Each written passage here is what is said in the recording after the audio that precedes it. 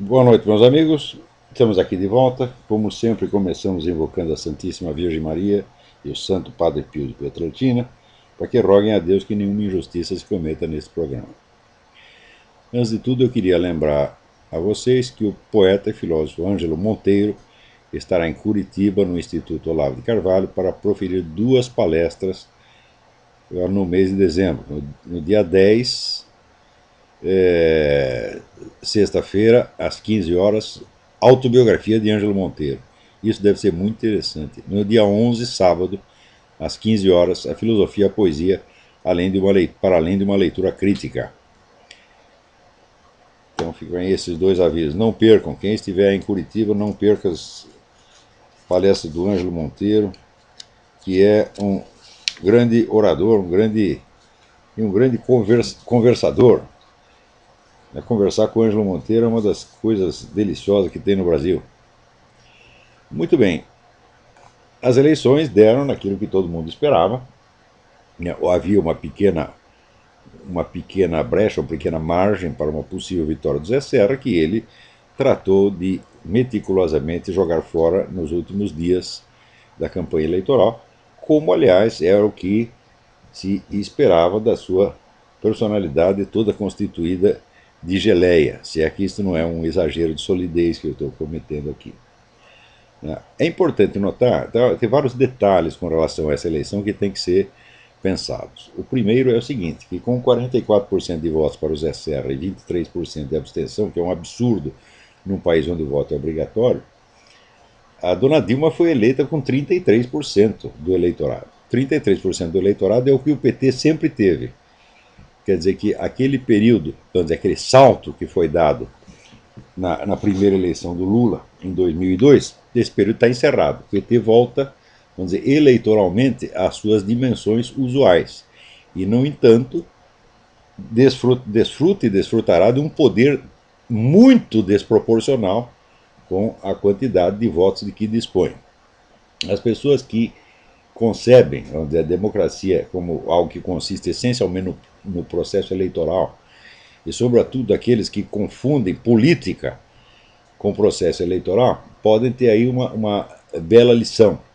Quer dizer, o importante não é você ter o apoio da maior parte do eleitorado, não é este o ponto. O importante é ter poder. Mas, é claro, eu nunca vou conseguir explicar a um José Serra, a um Geraldo Alckmin, a nenhum desses tipos o que é o poder. Quer dizer, os conceitos elementares da política estão tão infinitamente acima da capacidade dessas pessoas, tá certo? Que mesmo que abrisse o crânio e injetasse a coisa lá dentro, ia sair pelo rabo na mesma hora, tá entendendo? Quer dizer, não são capazes de manter nenhuma noção na cabeça. Se ensinar um cara desse a somar 2 mais 2 é um desafio sobre-humano, está infinitamente acima da minha capacidade, tá certo?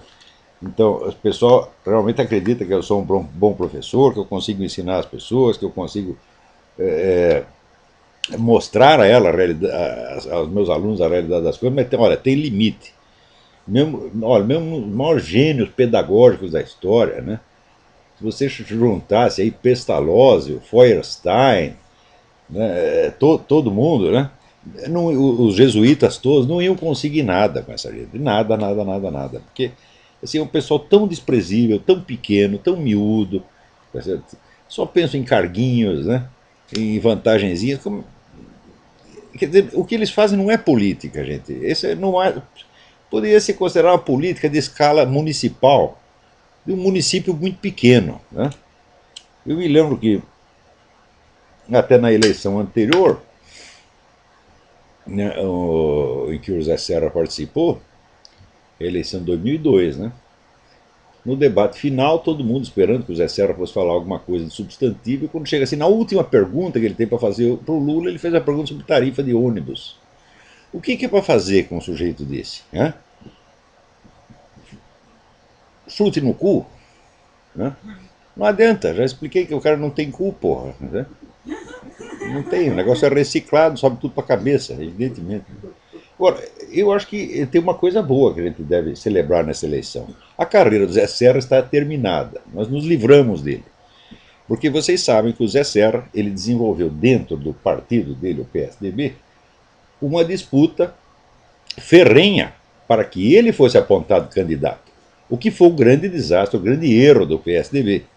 Tinha pelo menos dois candidatos mais promissores, que seria o próprio Aécio Neves, do qual eu não gosto nem um pouco, mas que eleitoralmente é um candidato muito mais forte do que Zé Serra, e a Cátia Abreu, que é uma pessoa muito mais confiável e de muito mais personalidade, e que tiraria, inclusive, da outra candidata essa arma de chantagem, de dizer, você tem que votar em mim porque eu sou mulher. Porque hoje é assim, né? Ora, você tem que votar em mim por causa das minhas características de nascença, né? Eu sou mulher, eu sou preto, eu sou índio, né? Ou então pelas suas preferências sexuais. Tem que votar em mim porque eu sou viado e assim por diante, né? Quer dizer, ninguém está perguntando, ninguém quer saber se o sujeito é mulher, se é preto, se é japonês, se é viado. Nós queremos saber o seguinte: qual é só a sua capacidade, porra? Entendeu? Ninguém vai me dizer que viado não tem capacidade. Júlio César é o maior viado de Roma e foi um grande governante, sem dúvida, né? Então, isso aí não é motivo. Você votar no sujeito por ele ser viado, por ele ser machão, é coisa. É viadagem, para dizer a verdade, né? Nos dois casos, né? Então, mas hoje em dia, assim, a primeira mulher eleita presidente, o primeiro negro eleito presidente. Gente, vocês estão rebaixando a política, quando fazem isso, estão rebaixando a política a um nível zoológico. Você escolher a pessoa pelo sexo ou pela cor da pele, mas o que é isso, meu Deus do céu? Hã?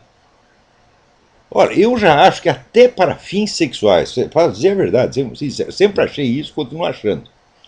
Até para fins sexuais, você ter preferências assim, por cor da pele ou por características raciais já é coisa de pervertido. Você gosta de loirinha, de mulatinha, de neguinha, de o quê, tá vendo? Eu gosto de mulheres bonitas e atraentes. Agora, as características raciais então, são secundárias, né? Sempre pensei assim, né? Ele tem fixação em mulher japonesa. Então, é um pervertido, pô. A gente tem que ter. Você é homem, você tem que ter fixação em mulher, em geral, tá certo? Não em qualquer uma, né?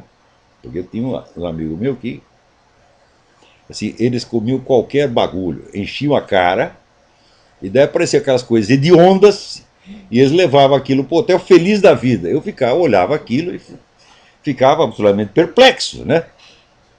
Mas é porque coincidia com o padrão racial que ele tinha escolhido, né? Se ele gostava de neguinha, aparecia então, né, uma neguinha de 3,5 metros de altura, por outro tanto de largura, e o sujeito levava aquilo para o motel e achava bom, né? Então, né, tinha um deles que assim, você apontava qualquer mulher na rua e dizia para ele: o que você acha daquela lei? Ele respondia assim: já comi piores e achei bom. Então, né, tem gosto para tudo nesse mundo, né? Agora, tem gosto para tudo em termos. Por quê? Os 23% de abstenção nessas eleições nos ensinam uma coisa preciosa. Esses votos não são votos de militantes petistas e nem de entusiastas petistas. Pelo menos metade desses votos iriam para o José Serra. Mas essas pessoas que rejeitavam a candidatura de Dilma Rousseff ficaram com preguiça de votar no José Serra. Então, por aí você vê o entusiasmo cívico que o senhor José Serra, né, representa. Tá certo? Então, o senhor José Serra, ele é uma espécie assim, digamos, de papinha de alface, né? O Leandro José Serra tem o gosto da papinha de alface. Light. Light porque, né, tem que tirar ali o potencial ofensivo do alface, né? Então, quer dizer, o homem, assim, ele é um nada, ele é um vazio, é um cara oco, bobo, covardão. Não obstante, olha, tem quem goste dele. Por exemplo, o seu Alckmin, que é outro igual a ele, né? Chama picolé de chuchu, nada melhor que picolé de chuchu com creme de alface. Tá certo? Então, o picolé de chuchu disse assim: O Serra foi um guerreiro. E o Aécio Neves, que é um gozador, porque ele fez tudo para ferrar com a candidatura do Serra, disse: o Zé Serra foi um leão. Né? Mas olha que hipócrita, né? Esse é hipócrita mesmo. Né?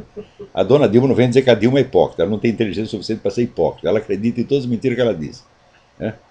Daqui a pouco eu já explico como é que funciona a cabeça da Dilma. Não vem com a história de hipocrisia, não, porque hipocrisia é um refinamento da mente. Né? Mas o Aécio Neves é um cara mais refinado, ele é hipócrita mesmo. Então, um diz que é o guerreiro, o outro diz que é um leão.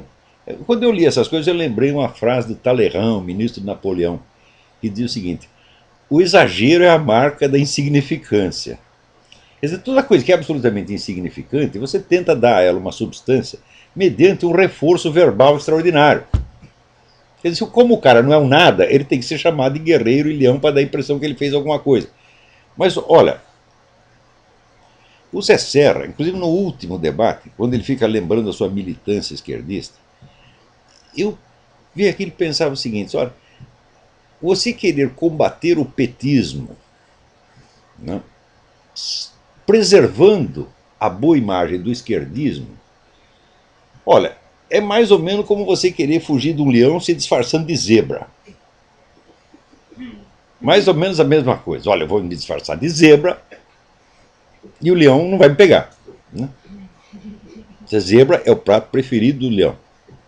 Eu lembro que quando tinha, antigamente, o Simba Safari em São Paulo, tinha uma grade que separava-se a parte dos leões e a outra parte que tinha, né, zebras, camelos, né, impalas, veados, etc. E toda tarde, todo crepúsculo, os leões todos se juntavam ali e ficavam olhando aqueles bichos. Né? Daí eu imaginava que um leão ficava conversando com o outro. Ou você lembra o tempo que a gente era rico, que a gente comia essas coisas lá na África? Agora acabou a mamata, agora só vem comida congelada aqui. Então, o Zé Serra é o sujeito então, que se disfarça de zebra para escapar do leão. É uma coisa assim, é tão impossível isso que, olha, por definição, meu filho, num campeonato de esquerdismo, vence o mais esquerdista. Aquele que encarna a esquerda, historicamente, da maneira mais clara.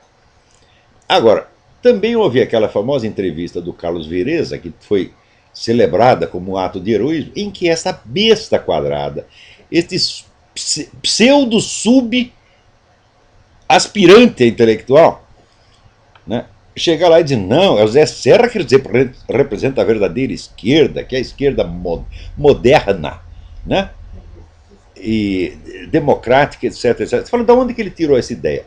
Historicamente, quem representa a esquerda é o Partido Comunista e os outros movimentos radicais que o acompanham. Isso é que historicamente é a esquerda. Né?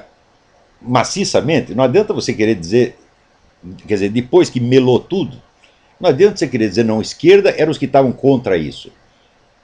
Muita gente ficou contra isso porque queria coisa pior. Por exemplo, Trotsky ficou contra Stalin porque achava que Stalin era um pouco direitista, não era suficientemente esquerdista, porra. E Trotsky foi o negro que mandou matar a família real até os últimos, e que depois mandou matar os marinheiros lá, se rebelar, mandou matar todos. O Trotsky era o comandante militar do negócio, né? Então, evidentemente, não era flor que se cheire. Então, vamos dizer, essas brigas internas não significam nada.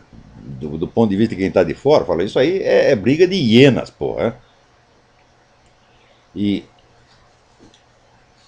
note que hiena, a fêmea da hiena tem um órgão semelhante a um peru. Às vezes maior que o peru do macho. De maneira que o ambiente de hiena é aquele ambiente onde ninguém está seguro. Você não pode virar as costas, meu filho. Tá, então, e esse ambiente esquerdista sempre foi assim, porque, né, um manda matar o outro manda matar a família do outro, manda queimar a casa. Sempre foi assim, eles se adoram, né? Eles têm uma certa solidariedade contra o inimigo, mas entre si, eles vêm querendo se matar uns aos outros. Sempre foi assim. Então é um ambiente de hienas mesmo, né? Agora, veja, esta coisa de você querer definir um fenômeno por aquilo que você acha que ele deveria ser idealmente, isso é o que se chama wishful thinking. Quer dizer, você pensar a coisa não pelo que ela é, mas pelo que você deseja que ela seja. E você afirma aquilo como se fosse uma realidade. É uma espécie que nem aquele negócio do Seisho no Ie, né?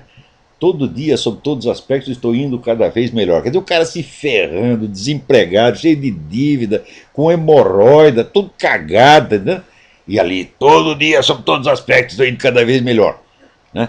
Quer dizer, o sujeito que acha que o poder da palavra dele é o poder criador da palavra divina. Fiat lux, paft, aparece a luz. Né? Então, é claro que isso é uma forma extrema de demência. E aquela declaração do Carlos Vereza, desde o início, me pareceu uma forma de demência, porque ele desejaria, ele olha a história da esquerda, vê aquela sucessão de matanças e de horrores, torturas, né? Milhões e milhões de pessoas na prisão por nada, por delito de pensamento, ele olha tudo isso e diz, porra, nós só fizemos merda, seria bom que a gente fosse outra coisa, que a gente fosse cor-de-rosa, que a gente fosse bonzinho, e daí ele afirma isso, né? Seria bom que a esquerda fosse democrática, então eu vou afirmar que ela é essencialmente democrática, ainda que eu tenha que negar, vamos dizer, toda a história da esquerda, tenha que desaparecer, varrer com ela embaixo do tapete. Então, no caso brasileiro, apagam-se 40 anos de história do PT, né? Além de 70, 80 anos de história do Partido Comunista Brasileiro, de 60 anos de história do PCB, etc, etc. Apaga-se tudo isso e se pega um sujeito xoxo, que é um meia-bomba, né, um tucano, um murista, e diz que ele representa a verdadeira esquerda. Agora, o que você espera vencer com um discurso deste? Hã? Então, cada palavra que o Zé Serra disse durante a campanha foi uma homenagem ao petismo e especialmente ao Lula. Tá certo? Dá para chegar até a desconfiar que o sujeito foi contratado para isso. Quer dizer que houve um acordo e que ele funcionou como John McCain aqui na eleição americana, né? Que tudo que era para dizer ele não dizia, e tudo que era para não dizer ele dizia. Então o Zé Serra seguiu, né, a mesma política. Ele só acordou um pouquinho graças ao seu vice, Índio da Costa. Garanto para você, se fosse o Índio da Costa o candidato a presidente, ele vencia. Porque a admiração que ele suscitou no país inteiro pela sua coragem, pela sua sinceridade, olha, dá para eleger um presidente. Quer dizer, a imagem de sinceridade, honestidade e honradez que ele passou é de um presidente. Agora, o Zé Serra passa a imagem do oportunista puxa-saco do adversário. Quer dizer, isso é uma coisa, aliás, tipicamente paulista. Né? Nas classe alta paulista, você ser covarde, puxa-saco, psicofanta, é sinal de boa educação e de polidez, de boa alma, e até de cristianismo. Vocês querem ver uma coisa? Aqui me passaram um documento, eu não sei se o documento é autêntico, mas acho que é. Olha aqui. Um comunicado que o senhor Abílio Diniz passou a todos os gerentes dos seus supermercados. Ontem o Brasil foi às urnas e Dilma Rousseff foi eleita presidente da República. Estou feliz com a sua vitória. Venho agora dizer que confiei meu voto a Dilma Rousseff. Estou feliz com a sua vitória e espero que o Brasil e os brasileiros tenham com ela um grande governo, com a continuidade do desenvolvimento sustentável. E aí vai, são duas páginas de besteira. Quer dizer, um sujeito que foi sequestrado por organização de esquerda, né, que teve que fugir pelo esgoto, chegou em casa todo estuporado, tá entendendo? E agora fica puxando o saco dessa gente. Quer dizer, isso é claro que é síndrome de Estocolmo, mas a síndrome de Estocolmo em São Paulo é tida como um mérito moral. É sinal de que, eu não sou um cara vingativo, eu perdoo todo mundo, né? Ó, ele perdoa o mais forte, porque o que eu saiba, o perdão, na sua essência, perdão é um atributo divino, que Deus concede a prática desse atributo, tá certo? A papas, a governantes, tá certo? A guerreiros vencedores, né? A pessoas que estão por cima, a juízes, é isso? Então, o homem que está por cima, que tem o poder, então ele tem o dom de perdoar aquele a quem ele poderia punir. Qual é a vantagem de você perdoar aquele que está em cima de você, pisando na sua cabeça, e que tem poder total sobre você? Você tem que fazer o seguinte, você tem que lutar contra o sujeito, desarmá-lo, dominá-lo, e aí sim você mostra que tem coração e você perdoa. Eu tenho por norma, eu nunca perdoo o mais forte. Nunca. Agora, pergunta aqui para minha mulher, o mais fraco? Eu perdoo tudo. Você pode me xingar. Tu é um filho da puta, tu é estelionatário, tu é um traficante, tu é um viado, tá certo? Tu é um contrabandista, você comeu sua mãe. Você pode falar tudo, tudo, tudo, tudo. Eu, na hora, xingo o sujeito e 2 minutos depois perdoei. Sempre, sempre, porque é tudo fraco. Né?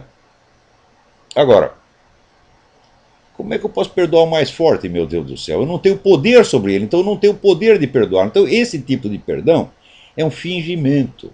E isso está profundamente, vamos dizer, arraigado na mentalidade brasileira e especialmente paulista. Quer dizer, a demonstração de fraqueza, de covardia, de subserviência é confundida, vamos dizer, com o perdão, né?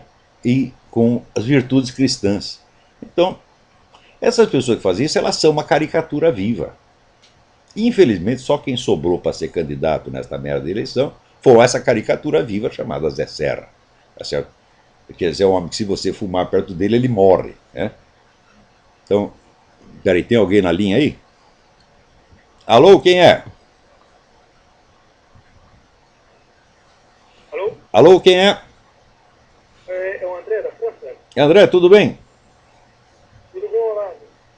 Olavo, era apenas um comentário, mediante tudo isso que a gente vê na política brasileira, cultura brasileira, o país, né, em geral, me faz lembrar daquele filme, um filme britânico, né, Brasil, o filme da década de 80.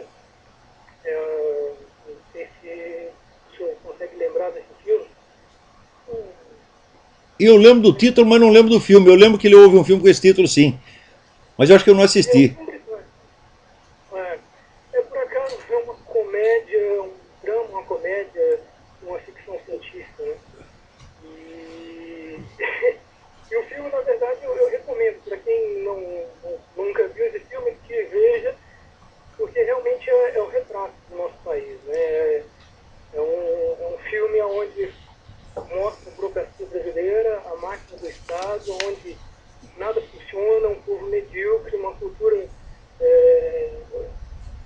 vazia, né, onde as poucas pessoas que tentam fazer alguma coisa, que é o caso do nosso país, as poucas pessoas que tentam fazer alguma coisa, elas são barradas, elas são, há sempre um empecilho, e no final das contas, né, no enredo do filme, no final, o mocinho da história, que luta para mudar alguma coisa, no final ele perde, ele fica preso com a máquina, uma espécie de tortura mental, né? Mas você vê, isso aí é o que dizia o poeta Mário Faustino. Ele dizia que a sociedade brasileira é baseada na destruição ou na autodestruição dos melhores. Quer dizer, a pessoa, tanto ser desprezada, pisada, tá, ela acaba contraindo o vício. Então se autodestrói preventivamente para que não a destruam. Quer dizer, o número de brasileiros que se autodestruíram, inclusive o meu querido amigo Bruno Tolentino, morreu muito mais cedo do que devia, e desde que chegou ao Brasil entrou num processo de autodestruição, induzido pelo meio, tá certo? Que acabou morrendo mesmo. Então, olha, eu quando era jovem descobri que eu não devia fazer isso. Quer dizer que eu jamais deveria me julgar a mim mesmo pela opinião dos invejosos, dos incapazes, etc, etc. Agora, quem dizia Nietzsche, quem não sabe desprezar não sabe respeitar, e também tem o inverso, quem não sabe respeitar não sabe desprezar, tá certo? Então, no Brasil, o respeito e o desprezo já estão completamente invertidos. E a eleição da Dilma mostra isso, porque essa mulher é absolutamente desprezível sob todos os aspectos. Se você pegar o Lula comparado com ela, o Lula é um príncipe comparado com Dona Dilma. Tá certo? Então. Olavo, não, é interessante notar que no meio disso tudo, os valores estão tão invertidos, né, de uma forma tão absurda, que a gente corre o risco, muitas vezes, de perder amigos, perder familiares que ficam contra a gente. Mas para Né? que essas amizades, meu Deus do céu? Mas quando essas pessoas ficam contra mim, eu sempre digo assim: Ainda bem, porque o que eu fiz no mundo para merecer um amigo de merda como você? Eu não fiz nada de errado, por que você quer ser meu amigo? Porra! É? Então, realmente, a sociedade hoje brasileira é realmente... a gente está indo para um buraco sem fim. Eu acho que a solução do Brasil só foi um milagre divino, só foi um milagre. mas olha, milagre não acontece quando as pessoas estão rezando para que não aconteça, porra. Tá entendendo? Infelizmente. Eu acho que no Brasil está todo mundo querendo a degradação. Por quê? As pessoas, por ser uma sociedade muito confusa, as pessoas são inseguras. Na verdade, nós herdamos essa insegurança, já veio de Portugal, porque Portugal, durante 8 séculos, ficou o tempo todo assim: 3 meses os árabes dominavam, depois vinham os portugueses, dominavam mais 3 meses, então eles nunca sabiam quem mandava naquela porcaria. Né? Então, se você não sabe quem manda, você também não sabe qual é a regra do jogo. No Brasil, ninguém sabe qual é a regra do jogo. As pessoas não têm princípios, as leis não são aplicadas, então pode valer qualquer regra. Então, por causa disso, as pessoas ficam inseguras e elas criam uma necessidade exagerada do apoio e da afeição dos outros. O brasileiro é um carente afetivo perpétuo. Então, isto é a raiz de tudo o que está acontecendo. Esta insegurança pessoal, da qual todo brasileiro que eu conheço hoje em dia sofre, com exceção deste que vos fala. Eu não preciso da afeição de ninguém. Enfie sua afeição no cu. É? Para você gostar de mim, você tem que provar que merece, seu filho da puta. Você tá entendendo? Agora, chega aí um bosta, mentiroso, salafrário, vagabundo, quer ser meu amigo? Fala, meu amigo? Ô, pô, você tem que comer muito arroz e feijão para ser meu amigo? Pô, o que é isso? Se eu te aceitar como meu aluno, é muita coisa. E ó, lá no fundo da classe, fica quietinho, não enche o saco. Você já pensou, por exemplo, se o Zé Serra vem querer ser meu amigo? Hã? Pô, o que eu fiz para merecer uma humilhação dessa? Pois você não acredita? Uma vez, tem um cara de um partido político no Brasil veio me oferecer, era assim, $5 mil para eu escrever 5 artigos a favor do partido dele. Eu digo, mas meu amigo, eu escrevo de graça a favor do seu partido, se o seu partido estiver fazendo a coisa certa. Agora eu pego seus $5 mil e enfio no cu. O que eu fiz para merecer essa afronta de você vir me oferecer dinheiro para escrever para o seu partido? Agora, o Brasil está cheio de gente que aceita dinheiro de partido. Cheio de jornalista, de coronel do exército. Tá certo? Todo mundo está pegando dinheiro do partido para escrever a favor. Por que é isso, porra? A nossa cultura é o dinheiro, né? O Deus Mamon, ele está acima de... O brasileiro é o povo mais dinheirista do universo. Mais dinheiro. O Brasil só pensa em dinheiro. Assim, e não é porque ele quer ficar rico. Não, ele tem medo de ficar sem dinheiro na semana que vem. Quer dizer, um povo que está sempre com o cu na mão, você entendeu? É um povo de covarde. É uma coisa horrorosa, medonha, degradante. E eles consideram que isso é educação. Eu digo, olha, na minha geração, era essa educação que já se passava para as pessoas. Né? Mas algo me disse que aquilo estava errado. Graças a Deus. Estou acompanhando o programa aqui, eu só queria fazer uma pergunta com relação ao curso de filosofia. Eu andei lendo aqui no site, né, no seminário de filosofia, e eu vi que, né, para o curso tem algumas leituras que são exigidas, né, de livros. Para quem está fora do Brasil, esses livros... Funciona igualzinho. Vamos dizer, eu não sobrecarrego as pessoas com leituras, porque o nosso curso não é dado na base do estudo de autores, mas do estudo de problemas concretos, para os quais, às vezes, a bibliografia existente é muito pequena. Então as pessoas não têm muito que se preocupar, não. Isso, inclusive, quando recomendamos alguns textos, realmente preferimos dar... nós damos preferência a textos de edição antiga que não têm direitos autorais e que a gente pode passar para o indivíduo por um PDF. Porque a gente sabe que no Brasil é difícil. Depois que eu vim aqui nos Estados Unidos, eu comprei livro para mais de metro, né? Mas no Brasil era difícil. Né? Também não era só essa dúvida que eu tinha interesse no curso e aí eu estava pesquisando primeiro. Perfeito. Como que funciona? Então tá bom, obrigado pela sua participação. Agora, vocês viram como é as coisas, né? O Zé Serra, um terço dos votos dele ele deveu ao Índio da Costa. O Índio da Costa se projetou com uma personalidade brilhante, um homem capaz de ocupar um espaço, uma pessoa que tem peso e que nos debates com os outros, ele, de maneira muito educada e correta, ele tapou a boca de todos aqueles fulanos. Outro terço ele deveu ao movimento antiabortista, que é a única militância conservadora organizada que tem no Brasil.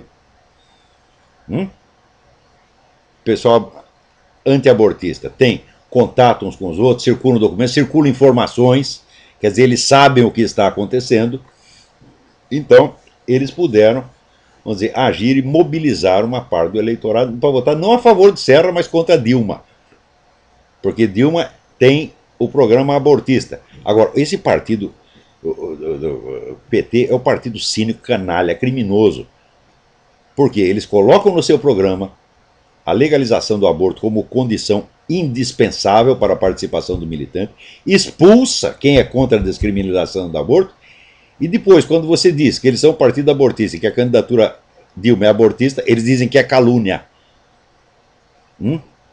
Isso quer dizer que eles sabem que são criminosos. Né?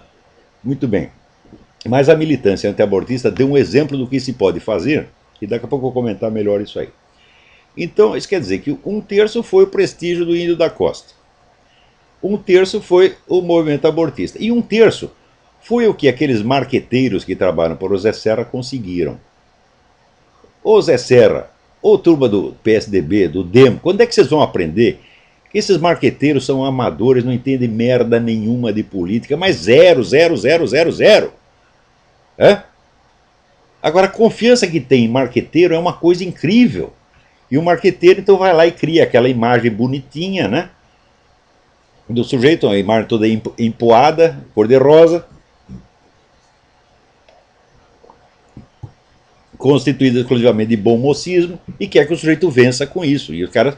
Agora, quando chega alguém que estudou o negócio, explicou, olha, é assim, assim, assim, eles não querem ouvir, porra.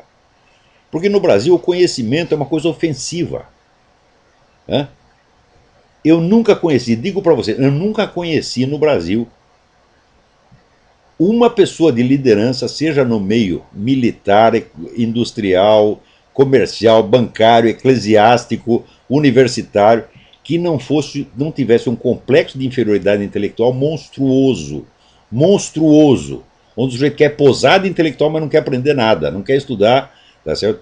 Mas ele gostaria de ser intelectual. Aqueles caras que dizem assim, eu vou primeiro ganhar um dinheirão e daí eu vou, depois quando eu for um cara rico, daí eu vou escrever livros maravilhosos. Né? Isso é impossível, meu Deus do céu. Então, quer dizer, todos acham que a atividade intelectual é uma espécie de hobby, ao qual você vai se dedicar quando você se aposentar. Não entende a seriedade, o profissionalismo da atividade intelectual, nem tem a menor ideia disso.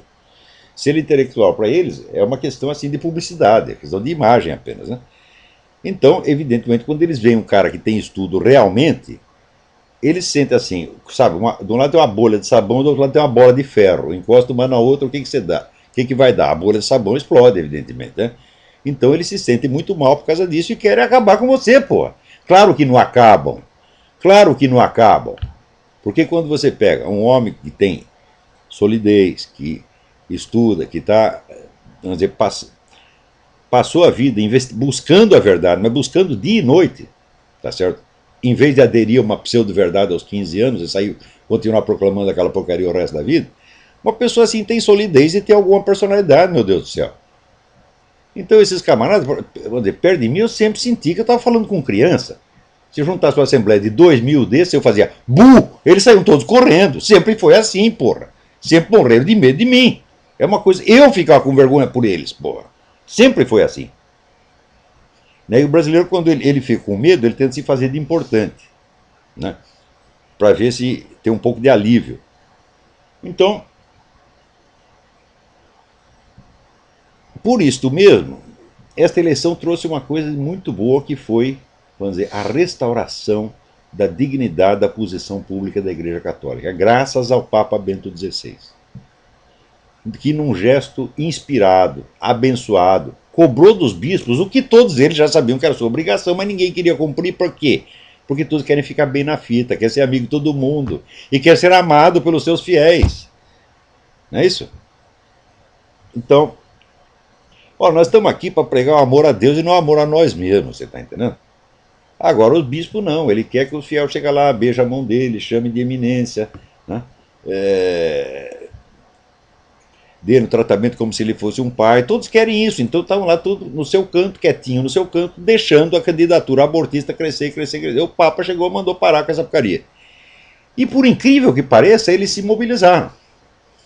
Agora, o partido do seu Zé Serra, veja o que faz. Na mesma semana, vem este bosta desse governador de São Paulo, Alberto Goldman, para dizer que a atitude do Papa foi inadequada.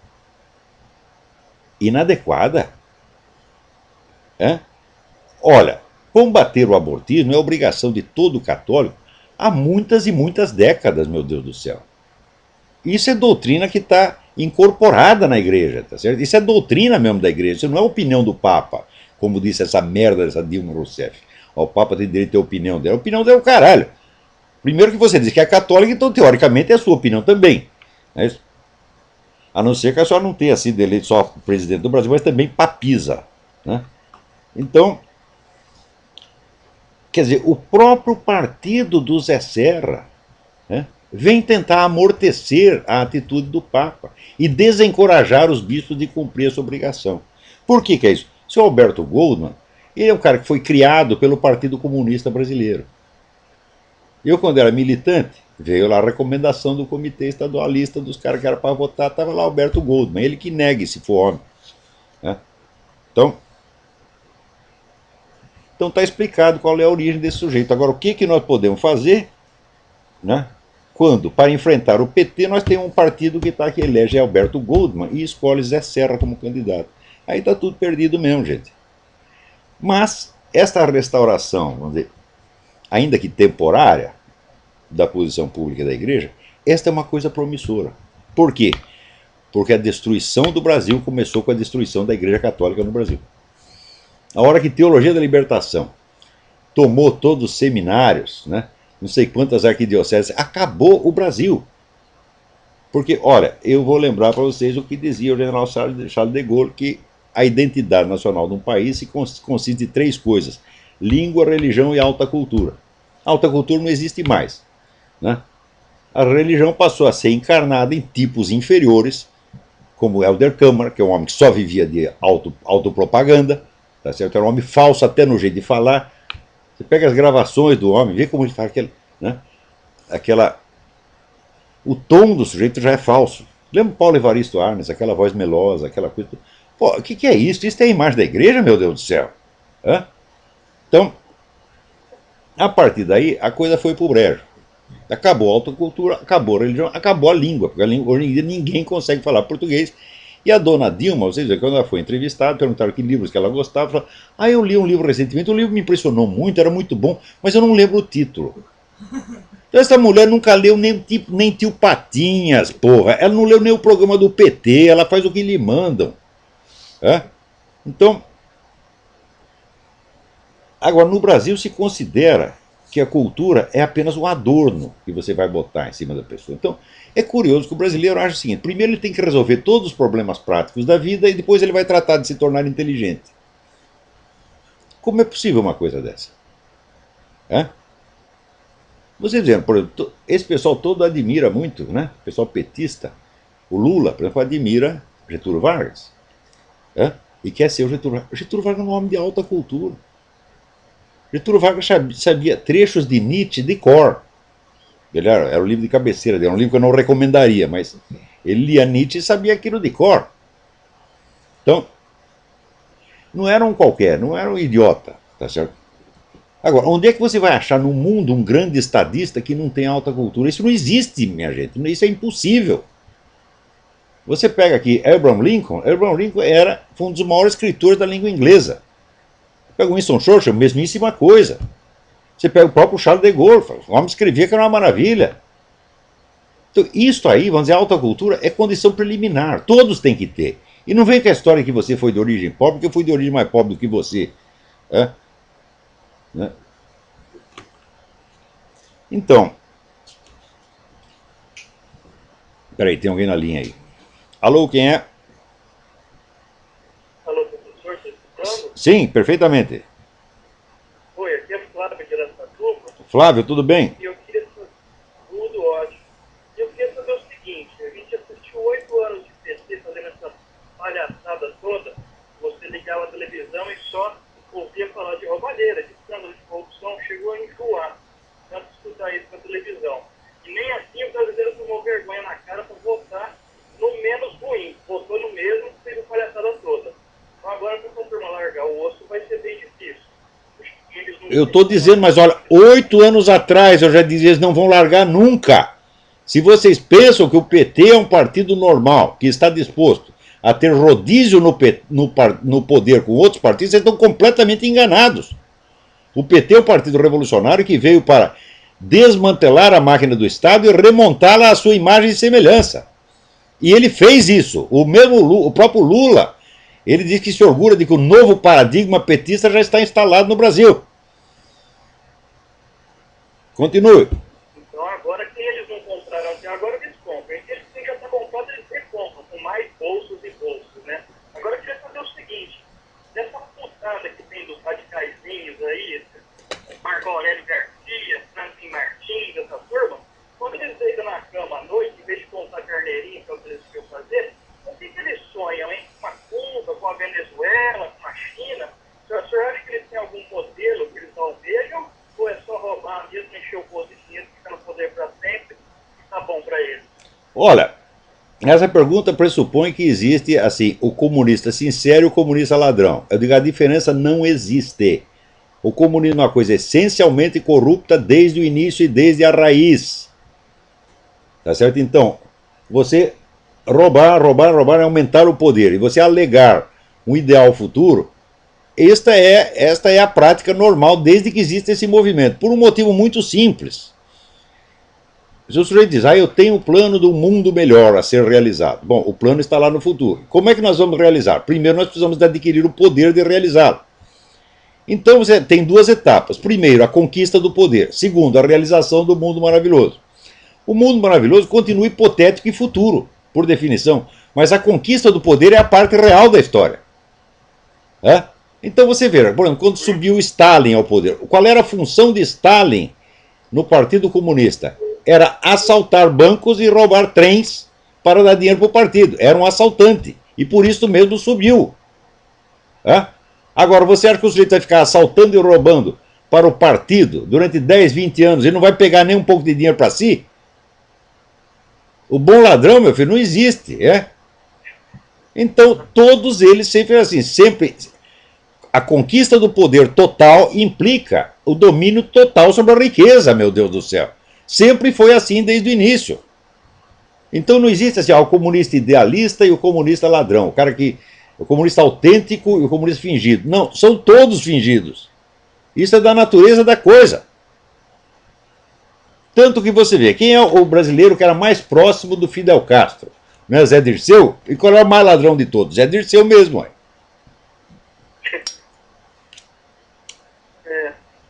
Então tá bom, professor. Muito Agora, até hoje você ouviu falar de roubalheiras. A diferença é que você não vai ouvir falar mais.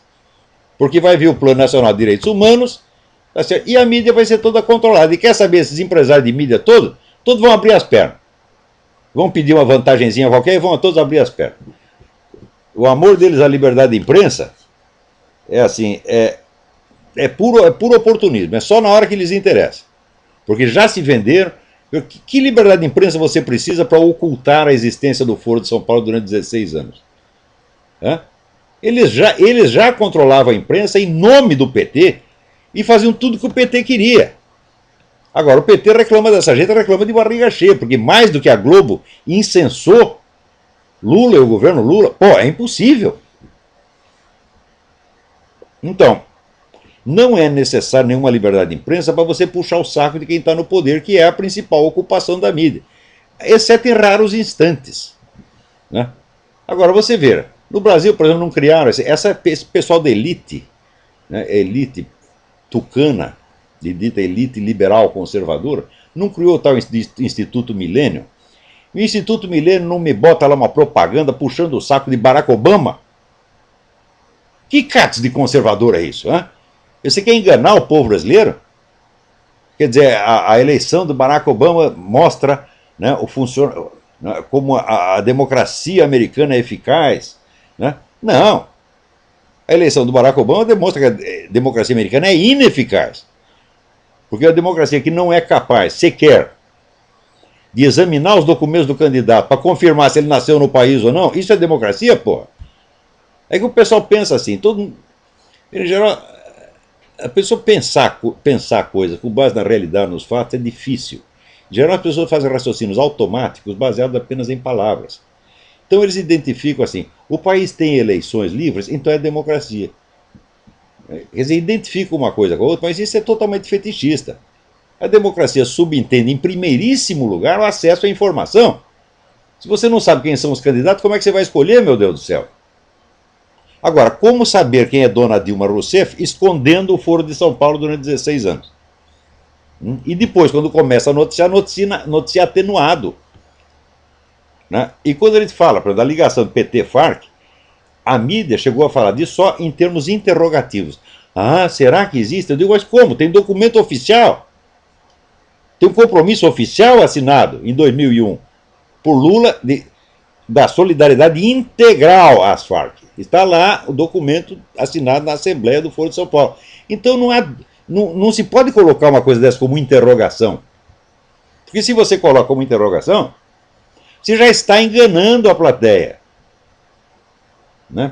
A interrogação quer dizer, tem sinais de que sim, tem sinais de que não. Me dê um único sinal de que o PT não tem nada a ver com as Farc. Então, me mostre um pronunciamento do PT contra as Farc. Um pronunciamento que o PT diz, olha, são assassinos, são sequestradores, tem que ir para a cadeia. Nunca disseram isso. Nenhum disse jamais. O que eles dizem é o seguinte, nós somos contra os métodos violentos, então nós propomos a transformação das Farc num partido político. Ou seja, eles propõem premiar 30 anos de crimes com acesso ao poder político. Isso é ser contra? Não? Ora, o que esta eleição demonstrou é o seguinte, o movimento antiabortista tem mais força do que qualquer partido liberal ou conservador. Vocês do DEM, vocês do PSDB, peçam demissão, né, e vejam o que o pessoal do movimento antiabortista fez. Se não fosse esse movimento, o Serra não teria mais nem 5% do eleitorado com ele. Porque o Serra é insignificante, é um covardão, todo mundo sabe, não sou eu que estou dizendo, é um puxa-saco da esquerda, tá certo? E como é que vamos dizer um puxa-saco da esquerda por ser alternativa à esquerda? Ora, veja você, outro dia me apareceu aqui alguém com uma gravação, um vídeo, de um cientista político dizendo o seguinte, militância voluntária é coisa do passado. Agora, o que vale é a militância profissional. E daí mostrava lá 2 ou 3 fulano fazendo propaganda para um partido, para o PSDB ou para o PT, etc, etc. Então, no primeiro, o sujeito confundia militância com cabo eleitoral. Militante com cabo eleitoral. Cabo eleitoral sempre foi profissional. Em segundo lugar, a militância sempre teve pelo menos 10% de profissionais. E se você diz que militância é coisa do passado, agora militância voluntária é coisa do passado, vai dizer isso para a turma do MST. Né? O MST tem condição de colocar 5 milhões de pessoas gritando na rua a qualquer momento. Militância voluntária é coisa do passado. Você se lembra como caiu o Collor? Você acha que alguém espalhou dinheiro para todos aqueles milhões de pessoas que foram para a rua? Quer dizer, como é que um cara desse intitula cientista político? Mas garanto que, quando eu escrevi o meu artigo A Falta que a Militância Faz, imediatamente os políticos foram consultar um bosta desse. Mas o que você acha disso? Ele diz, não, militância é coisa do passado.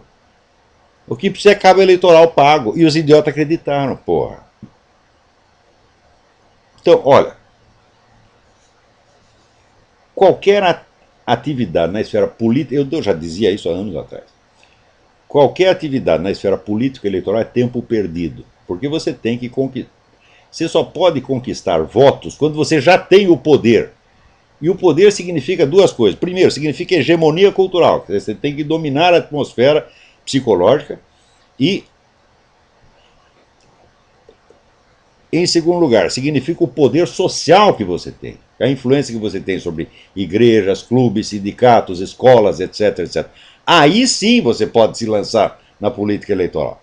A política eleitoral tem uma base sociocultural, meu Deus do céu. Agora, você fazer política em cima de uma base sociocultural que foi construída pelo seu adversário, você está lá pedindo para levar tapa na cara. Isso quer dizer o seguinte: o Brasil precisa de uma urgente reconstituição da dignidade cultural e, sobretudo, religiosa. São os três elementos: língua, religião e alta cultura. Então vamos restaurar a língua, vamos restaurar a Igreja Católica e vamos restaurar a alta cultura. Se você fizer isso, talvez daqui 30 ou 40 anos você possa se livrar do PT. Talvez! Porque nesse ínterim, enquanto o PT está no poder, a degradação prossegue. Você vê aqui fenômenos como esse Tiririca, por exemplo, né, seriam inconcebíveis. Quer dizer, voto de palhaçada sempre houve. Quer dizer, a sátira, o voto satírico sempre houve. Mas nesse nível não, do sujeito dizer: vocês têm que votar em mim porque eu sou incapaz. Vocês têm que votar em mim porque eu preciso de dinheiro. E o cara ter essa votação toda que teve, né?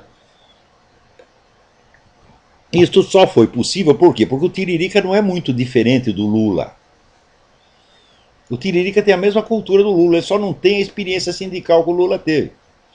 O Lula teve um aprendizado no partido, ele sabe, né, como funciona o partido, essa mecânica toda ele conhece, e ele sempre teve a habilidade de lidar com os vários grupos dentro do partido. Então tem aquela esperteza pragmática de político do interior, né, injetado com um pouquinho de teologia da libertação, um pouquinho de comunismo na cabeça.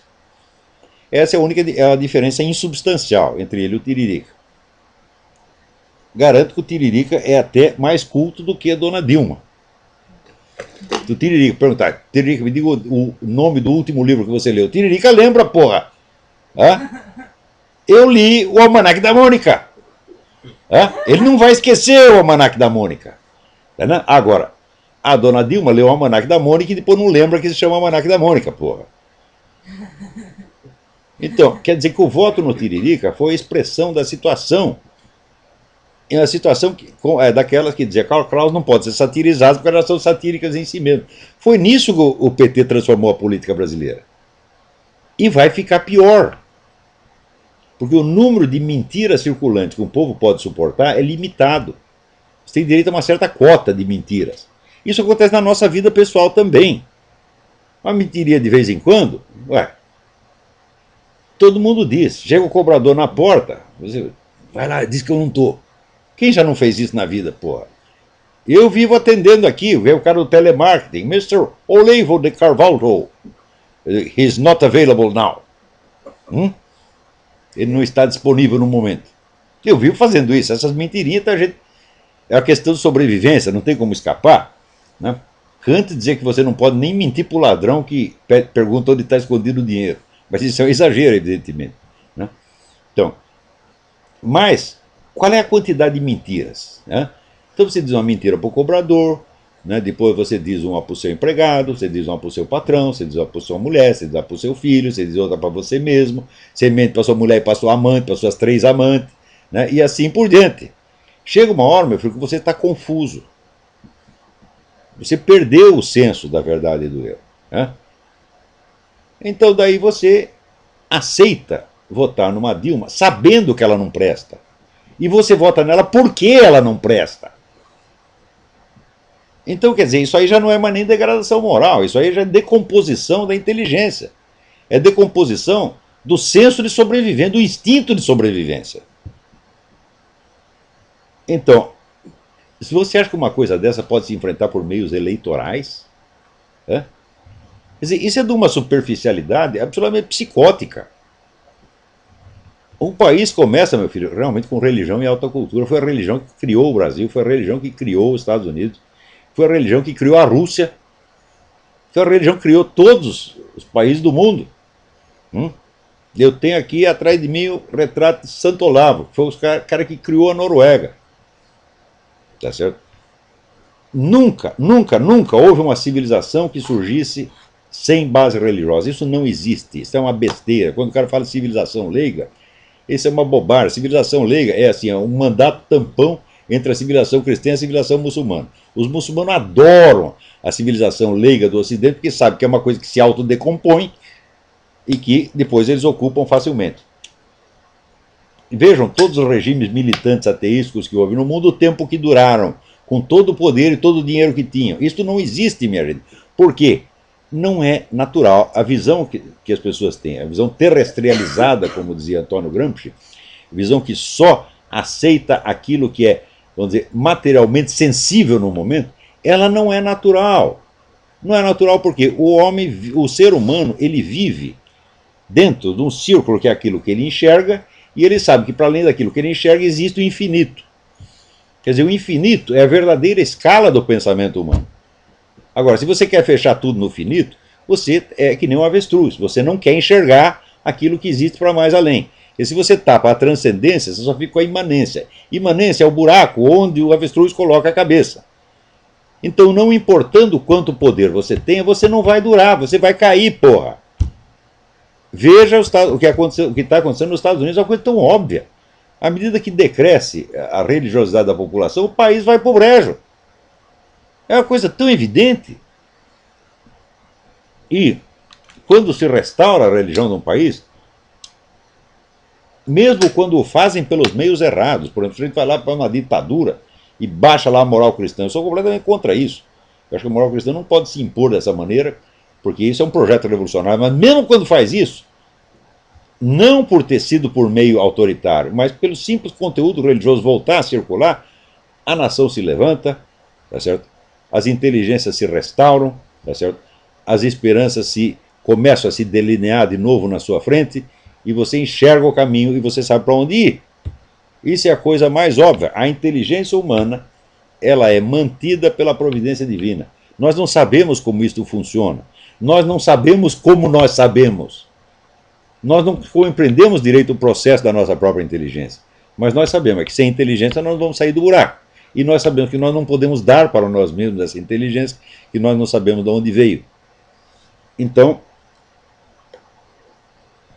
o caminho para a restauração do Brasil é restauração da Igreja Católica, restauração da alta cultura e restauração do idioma.